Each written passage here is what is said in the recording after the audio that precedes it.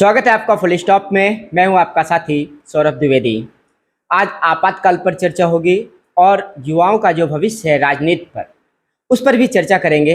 हमारे साथ प्रदेश के भाजयुमो के महामंत्री हैं, भारतीय जनता युवा मोर्चा, जो अपने आप में जाना जाता है पूरे प्रदेश के अंदर। आज ऐसे ही एक युवा महामंत्री हैं, उनसे बातचीत करेंगे कि क्या कुछ माहौल चल रहा है आपातकाल के संबंध में और जो विभिन्न मुद्दे हैं युवाओं से संबंधित। स्वागत है आपका फुल स्टॉप में। धन्यवाद।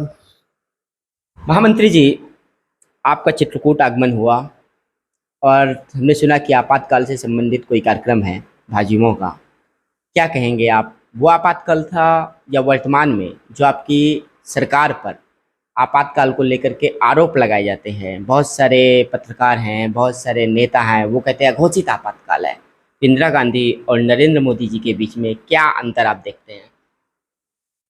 देखिए, चित्रकूट में प्रभु श्री राम ने माता सीता के और प्रभु लखन जी के साथ 12 वर्ष गुजारे हैं और आज मुझे चित्रकूट की धरती पर आने का अवसर प्राप्त हुआ।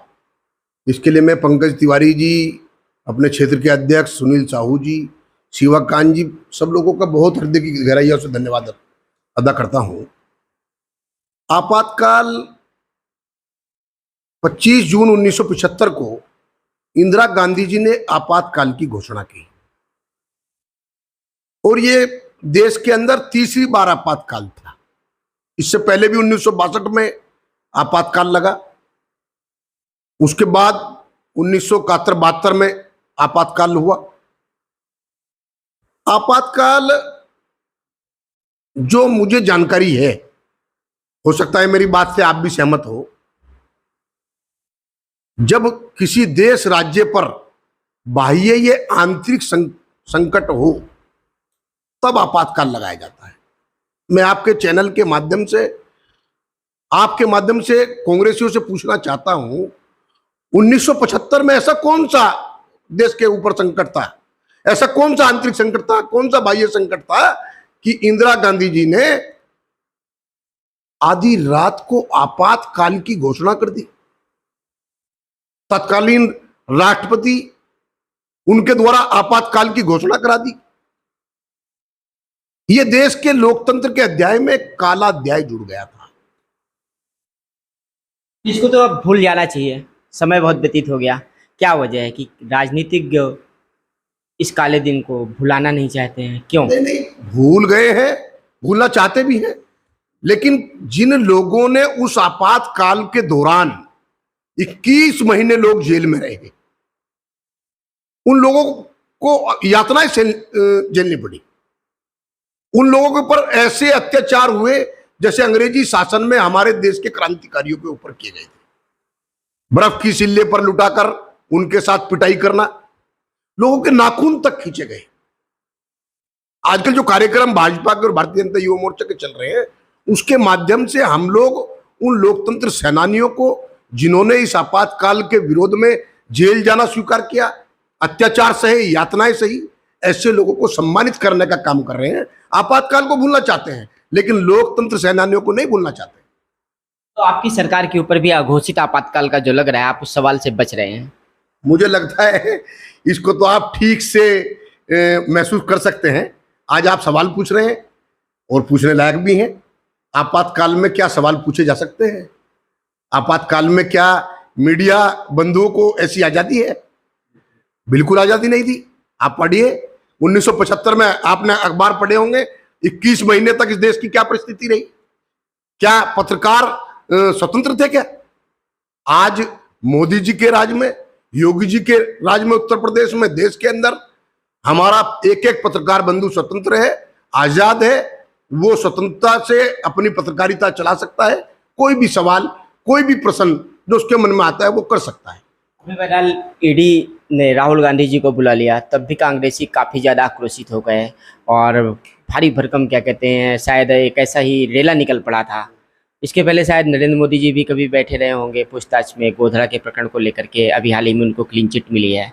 तो क्या कहना है आपका कि अमित शाह जी भी बैठे हैं पूछताछ में, तब क्या भाजपाइयों ने ऐसा काम नहीं किया था जैसा आज वर्तमान में कांग्रेस के नहीं किया था? और राहुल जी के बारे में तो मुझसे ज्यादा आप परिचित होंगे।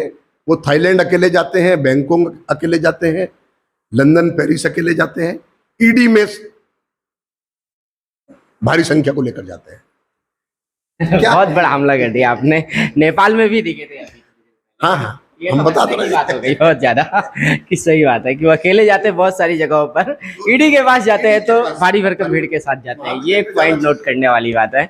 अच्छा, वो युवा है राहुल गांधी, आप भी युवा हैं, आप भारतीय राजनीतिक परिदृश्य में राजनीति से बिल्कुल अलग हटके बोलिएगा, युवाओं के भविष्य को कैसे देखते हैं? क्या कोई युवा, जिसे मोदी जी कहते हैं एक चाय वाला प्रधानमंत्री है, एक सब्जी वाला विधायक बन जाता है, लगता है आपको कि वास्तव में ये प्रचार बस है या फिर संभव है ऐसा आज के दौर में 21वीं सदी में 2022-23 के बाद? देखो, मुझे लगता है राहुल गांधी तो अब युवा नहीं है। युवा की उम्र का एक क्राइटेरिया होता है।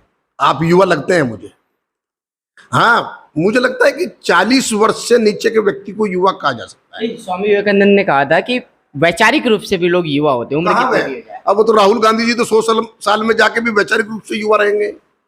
अब बैंकॉक जाते हैं, मुझे पता नहीं उनका क्या विचार है, क्या युवा का विचार हो सकता है, वो बैंकॉक जाना ही युवा का विचार मानते हो। आप अपना राजनीतिक भविष्य क्या देखते हैं बतौर युवा? क्या लगता है आपको, आप कभी मुख्यमंत्री बन सकते हैं? और उत्तर प्रदेश के अंदर मोदी जी और योगी जी के नेतृत्व में आज देश का युवा, उत्तर प्रदेश का युवा गतिशील है, गतिमान है, विकासशील है, विकास कर रहा है। पिछले 5 सालों में जिस प्रकार बिना किसी भ्रष्टाचार के, बिना किसी क्षेत्रवाद के, बिना किसी जातिवाद के उत्तर प्रदेश के अंदर माननीय मुख्यमंत्री जी योगी जी ने 4.5 लाख युवाओं को बिना किसी भ्रष्टाचार के नौकरी देने का काम किया है। उससे आप समझ सकते हैं कि युवाओं का भविष्य क्या है।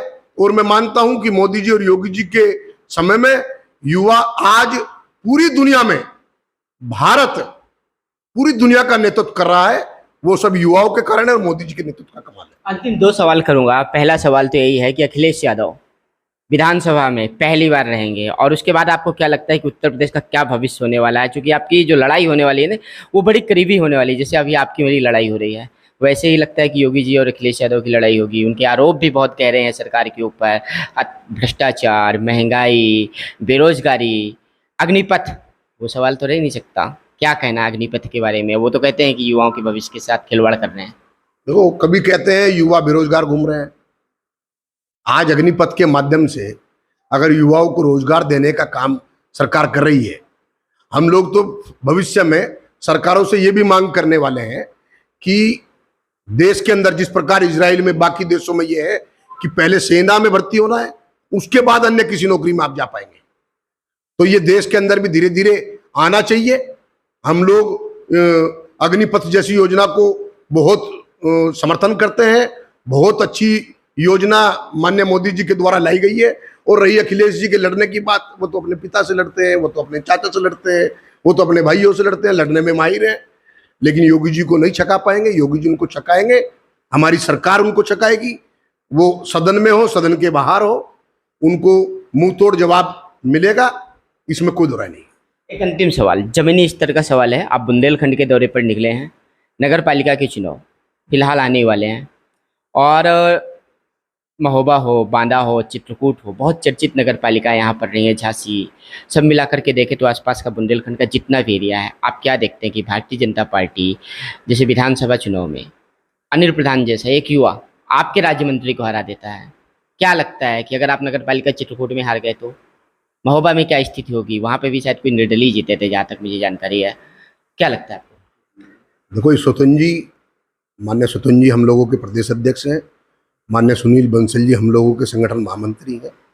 और अभी विधानसभा चुनाव में भी उत्तर प्रदेश के अंदर बहुत सारे युवाओं को चुनाव लड़ाया गया।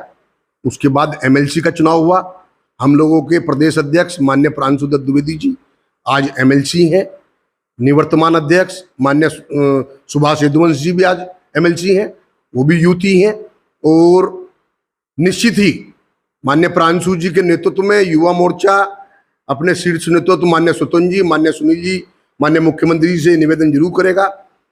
जिस प्रकार विधानसभा चुनाव में आपने युवाओं को अवसर दिया है, मौका दिया है, आने वाले निगम के स्थानीय चुनाव में भी युवाओं को भरपूर मौका दिया जाए। सुना है प्रांशु दत्त जी महोबा भी आ रहे हैं, क्या होने वाला है महोबा में कल? महोबा में भी आपातकालीन समय में जो लोकतंत्र सेनानियों ने यत्नाएं सही हैं, उन लोगों को सम्मानित करने का कार्यक्रम है। प्रांशु जी आ रहे हैं। बाकी प्रांशु जी का प्रवास यूथ को मोटिवेट करने के लिए प्रवास रहता है, युवाओं को जोड़ने के लिए प्रवास रहता है। उनके आने से महोबा के युवाओं को ऊर्जा मिलेगी और भरपूर ऊर्जा मिलेगी। तो ये थे हमारे साथ वरुण गोयल जी, जिन्होंने आपातकाल के संबंध में अपनी बात रखी और राजनीति में युवाओं के भविष्य के संबंध में भी अपनी बात रखी है। गौरतलब है कि आप ये जान लीजिए कि भारतीय जनता पार्टी किस प्रकार से लगातार कार्यक्रम करती रहती है।